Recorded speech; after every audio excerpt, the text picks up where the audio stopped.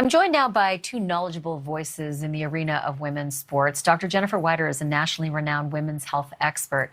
And Riley Gaines is a former collegiate swimmer who made headlines back in March when she competed against a transgender swimmer named Leah Thomas. Welcome to you both. Dr. Weider, the story that I told about the girls in Utah, it just broke my heart.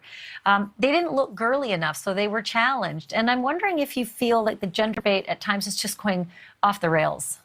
I absolutely do, Ashley. I think it underscores the fact that this issue has completely derailed and eroded the integrity of women's sports.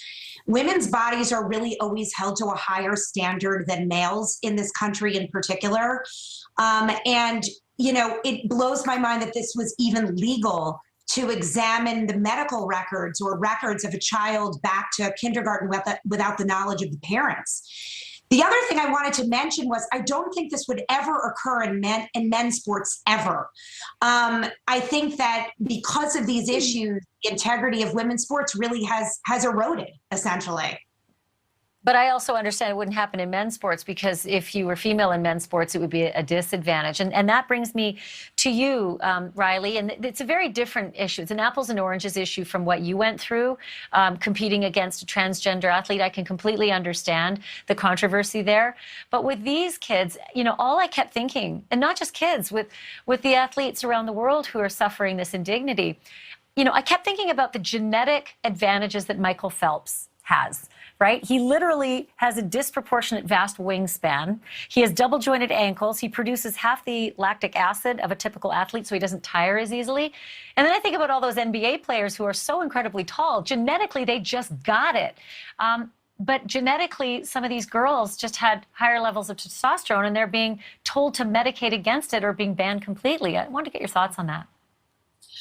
I think that's a hard one. Obviously, Michael Phelps does have unique advantages relative to other male competition, but no woman has access to these advantages that men have, which is testosterone levels, male development, and male physiology. And we shouldn't have to compare ourselves to that. But do you think that the measuring someone's testosterone levels and then forcing them to medicate against it when it creates severe pain and suffering for those athletes, and then it forces them to lose because none of the girls was able to compete that we had seen after they were asked to take those medications? Well, Caster Semenya is a biological male in terms of going through male puberty, male development, has internal testes, male testosterone levels, XY chromosomes. And so while it is unfortunate that this was kind of the God-given ability and what you're working with there, it is biologically male. And so comparing that to females, and like I said, women will never have access to these things. And so while it's tough, I do believe Caster Semenya should not be competing with the female.